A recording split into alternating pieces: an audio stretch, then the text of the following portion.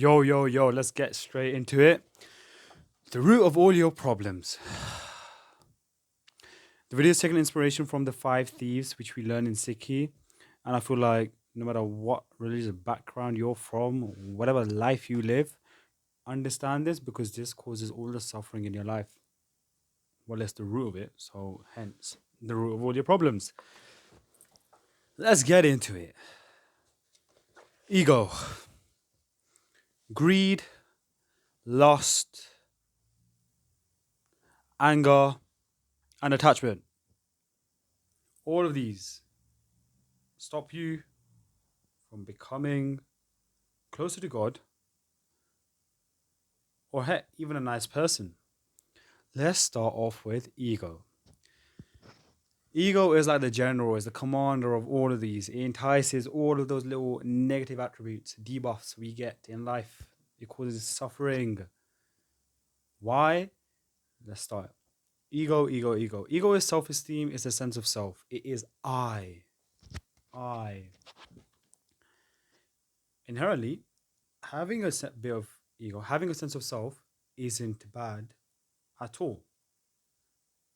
What we're taught, what I've learned is growth of arrogance and negative pride.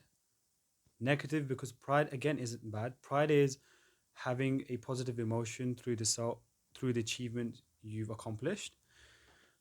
In this context, I'm going to give you a quick example. Do I have anything which I can? No. So let's say I've got a trophy, right, for football, or medal for football. And let's use football as an example. Seeing I have great qualities in football mean that I am good at it. Because I'm good at it, no one else is better than me. I am the best and no one else can defeat me. Having that perspective is bad when you let it control you. What do I mean by that? You have these skill sets. Now contextualize it in your own example. Think of something you're really good at. Now say that you're good. You've established that. You've got these skills. You've grown so much that you've got these skills. But for you to be arrogant enough and say you are far superior than anyone else is a bit of a mad one. Why? Because what you've done is create yourself to be superior, shown that you're not equal to anyone, which that is literally the dumbest thing you could say because God's created us all equal. If you're arguing that, if you're saying you're not equal and you're far superior, I'm not going to be able to save you. You are fighting God. Don't do that. Don't let ego breed negative pride and arrogance. And I'm going to put, and that's as simple as I could have ever said it. There's nothing wrong with being confident in yourself. There isn't anything wrong with being able to acknowledge the growth, the confidence, the great skills you have. But please, for the sake of other people's living, for the sake of my mind, can you shut up and always have this growth mindset? I am good, but I can be far better. I have the privilege given by God, but I can be, I want, God, please help me grow a lot more. Don't be such an idiot, please. That you stop yourself from growing because you have this mindset of, I am far better than you. I don't need anything. I see this all the time. It's actually it makes me suffer. I see this all the time. And if we take away you disconnecting from God, brother, you're making other people's lives sufferable. Why? Because your sense of superiority leads to such arrogance, yeah? You start to belittle others. Why are you doing that? I don't need to hear from you that you're far better than me because of something, I don't know, like stop boasting about something you don't have. Okay, that was a bit of venting, but like what I'm trying to say is, I, as Yuvraj, Oh, that was a bit of a sticky one. Why did I say I? As Yuvraj, as the character I've been given to live as, I've always said that I am good at the things I do, but I'm not the greatest at it. There's so much I can learn. And the only reason I can learn is because of God. And having that sense of humility, having that sense of modesty, that contentment, you learn nitpicking like little things from people you didn't know could make a major difference in your life. Don't blind yourself with such arrogance. Don't blind yourself with such stupidity that you don't see who you are. Because at the end of the day, what you've done is lost to your desires. You've lost to your foundation as a human. What we breed, we I don't know, we destroy. What do we do as like simply put, if you let your emotions, if your desires, your indulgences control you, you've already lost. Hence ego. Don't let I become I. Say we, because you are a part of God. We. You need to understand this in your own way. And once you do, your growth will be unstoppable. I hope I've said that well. I hope I've talked about ego well. Because don't let your sense of self destroy the potential you could have. Because of that superior sense, what will happen, you will fall into lust. Now, lust can come in many different ways, whether those are sexual desires, whether they are, I don't know, wealth, food, money. Lust, simply put, is your desire taking control of you, and those actions which those desires lay out, they don't think of the consequences. They don't think. That's the difference between being lustful and not. You have a conscious mind. You think of the things which may happen if you do something. Hence, think before you do. And if you don't think before you do, you don't care about the consequences. What you will do is something very sinful, will bring shame and misery. Lust is something I cannot teach you to overcome. It's something you need to understand of what it is that you're losing to. And if you're losing to it, how can you overcome it? Simple, very broad spectrum. If I was to give you an answer, it would be like this: out of sight, out of mind. Whether you're vaping, whether you're looking at pixels on the screen, whether you're like, if food cravings just take over your body, yeah? Out of sight, out of mind. Get it out of your sight. Once you do that, get it out of your mind. Step one, it's not in front of you, that's fine. Go to your bedroom, go to a place where you literally can chill. What you want to do is clear your thoughts. Best thing is Nam Simran. In Sikhi, we learn that you should just say the name of God. In your case, it could be anything. Do something that you love. Say something. In my context, it will be Wahe Guru. In your context, it could be anything. Now, shift that focus into one word and just like, for like maybe 5 minutes to say it. If it goes away, it goes away. If it doesn't, do it for 10 minutes. And once you create that consistency, what you will find is you have overcome lust. But you haven't. You can never overcome any of these because they will come at you when you're at your highest or when you're at your lowest. So always be active. Like, just don't lose. And if you do lose, ask for forgiveness and try again. But don't do anything stupid. We've talked about ego, we've talked about lust. What do I talk about next? Greed, because it's somewhat correlated with lust. Greed is one's love to gain, gain, gain, and gain. Is to get more and more and more and more.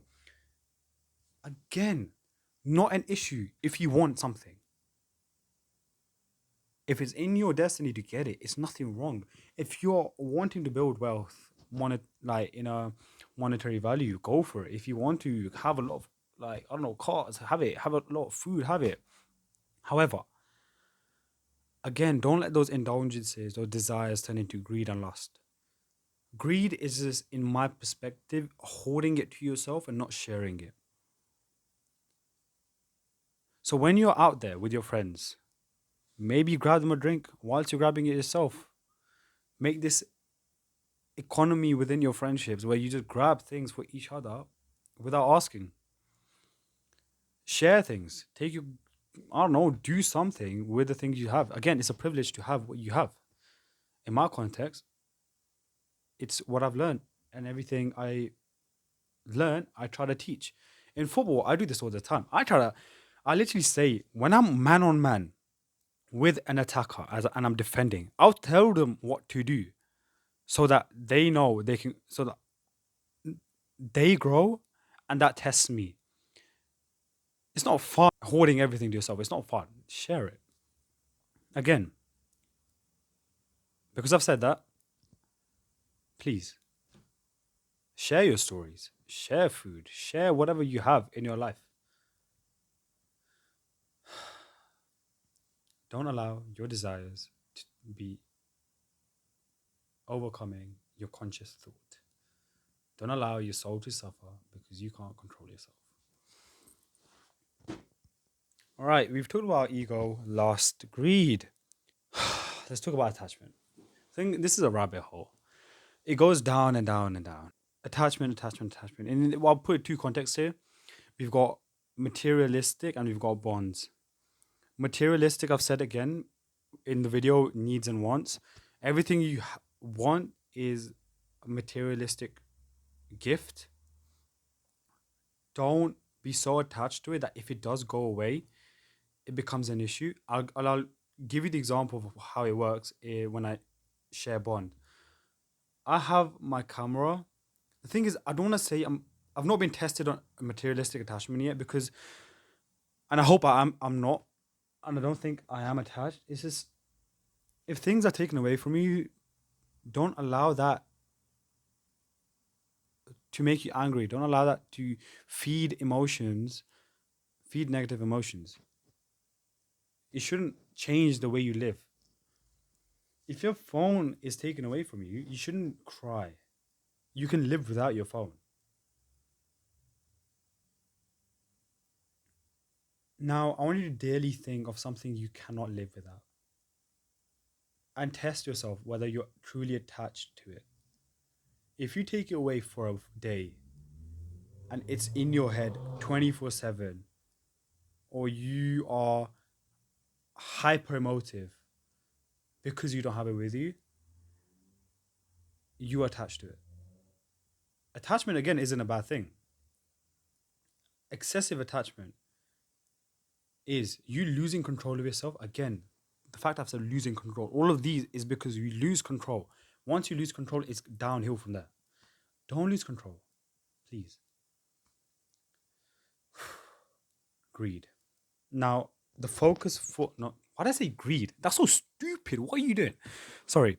Attachment. The focus of the attachment is bond. By bonds, I mean the human ਤੁਹਾਡੀ man ਮੈਂ ਕਰ ਕੀ ਰਿਹਾ?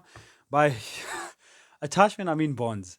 And that is the bonds we have with other people. The bonds I have with you, your family members, whoever it is, another human, another pet, whatever. Any animal, anything, human. Get the gist of it.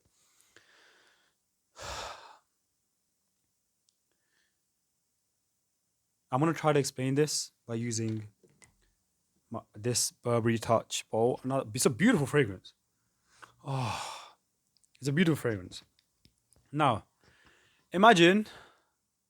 Okay, the reason I'm putting it like this is for you to understand, but make sure you contextualize it in your own life, in your own way. This bottle is at 95%, right? Imagine this is my ability to communicate. Before I get into the example, I want to say this. Everything Our friendships are transactional in a way. I might bring comfort in someone else's life in a therapeutic way. That's just a random thing. I'm not actually like that. I'm not therapeutic at all. Or someone might bring inspiration, leadership, whatever it is, into my life. And here's two ways you can go. One's good, one's bad. One, you can learn off it, which is good. Hence, they've come into your life. God's brought them into your life so you could experience that. Two, which is bad. You're dependent on it. Because you're dependent on it, and if that thing's taken away, you will lose sight of who you are. You will get into these emotions of anger, depression, anxiety, whatever you want to call it. I don't think I can explain it better than this example. Imagine this Burberry Touch bottle is what? Oh, you can see it now. Is 95% of my ability to communicate to others, right? 95% ability to communicate with others. Now, let's say a friend of mine comes through and they have that 5% within them. They have something that I can learn from. And I've learned it. And let's say they've just, for some reason, they've been taken away from my life. I will have something I've learned them. I've got a memory that, oh my God, I'm grateful for the friendship I've had with him or her. I've learned something. Never, ever, ever think negatively of someone who's not in your life anymore. Why would you do that? You don't know the circumstance, so don't do that. Now, imagine perspective two. The friends come in and they've taught me this. No, they haven't taught you this. You're dependent on it. I apologize. You're dependent on it. And when they go, they take this with you.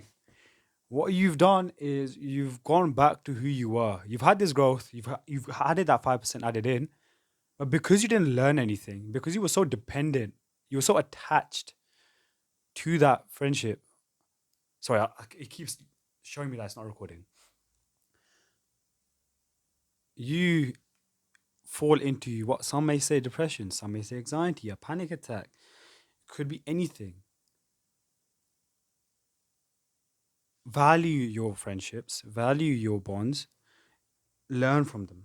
Don't be dependent and attached that once they go, your life goes haywire, your mind loses control, desires of ego, lust, greed, anger come in play because you've been attached. I'm going to leave it at that because everything else is up to you to contextualize. And finally, let's talk about anger. Anger, anger, anger.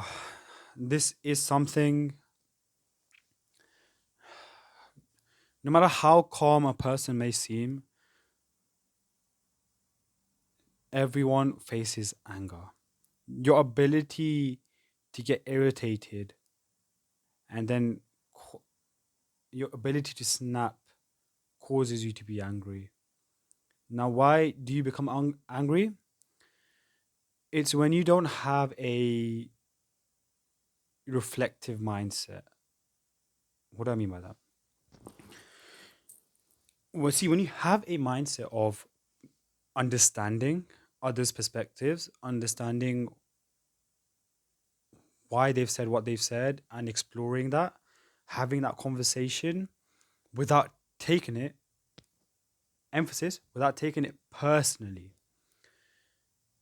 Now, when you take things personally, you will become defendant. You'll be on the defense straight away. You've not even acknowledged them as a human. You just thought of them attacking you. And because you're on this defensive approach, anything which is spoken out verbally will hit you. And you will not have this diverse mindset of understanding the words they're saying. You'll be nitpicking, selectively hearing what they'll be saying. And when that happens, you've closed off your mind. You've lost straight away. You've allowed anger to win because it will creep in slowly. And because you're not hearing what the other person's saying and you're allowing anger to build, you will snap. I've done this many times. When someone's like scuffed up the trust I have in them, I will literally be, this is me, that I'll be loud and be like, brother, what on earth are you doing? I've trusted you with this information. Why have you done it?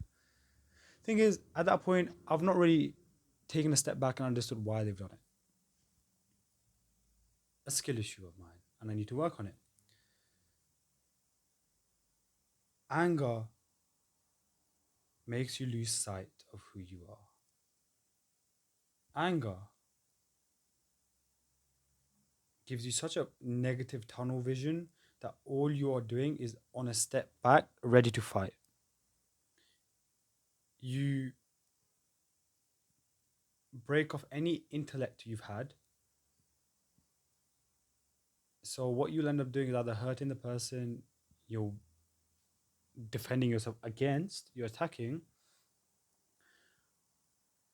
and then that will either lead to, depending on the other person as well, a break off of that bond. If that bond gets broken up and you're attached to that person, you're spiraling yourself into a rabbit hole. Anger can be fought by having patience. Patience is having understanding. And having understanding is knowing and acknowledging the person in front of you. You are as equal as I am. You have your reasons to do the things you do. Therefore, I will listen. Everyone faces anger and is the one thing which we lose. And the reason why I've kept it for last is because once you spiral into anger, everything else happens. And it's the same way. If you spiral into lust, everything else happens. When one gets you, all four attack you. They're not going to let you get back up. Once you're on your knees, you're finished. And yes, I'm making it sound like it's very deep because it is. What these simply do is you lose control of who you really are. And if you've lost control of who you really are, you've disconnected from God. You've made I superior. And you've destroyed the bonds. You've destroyed the human self you are. So please, this is a call out to everyone. If you've ever interacted with me, and if you will ever interact with me, if I fall for any 5 of these thieves, please call me out. In person. Yo, tell them, bro, you're getting a bit angry, relax. Take a deep breath, step out from the conversation and come back when you're relaxed. Yo, your pride is going off the charts right now. You're speaking with ego. You're speaking in a superior self. Relax. Take a breath. Think of what you just done. And the one thing I want you to understand, don't have these if you're a stupid idiot, yeah, if you're falling short of these, if you don't have that mindset of growing, don't allow yourself, don't treat me with that negativity. Don't let me have that negative aura. I don't want it. Stay away from me. My environment matters. Don't become a test. I know that Wagruji will give me whatever test I need to have. Right now I'm just waffling, but like, please, God. I say this and I say this with each video. I'll say with this video. I have spoken about the 5 thieves. And just like anyone else, I would continue to lose to them. But the aim of this life, the aim of my character's goal, this gamified life that I have, is to overcome them day by day, to grow stronger day by day. The 3 things which defeat this 5 thieves is humility, contentment, and the third one, I'd like you to guess in the comments below. I don't know why I've done that, but I want you to guess what the third one is. And yes, thank you very much for listening. Those are the root of all your problems. Contextualize them in your own way. Help me break free of them, and I'll help you break free of them. Peace out.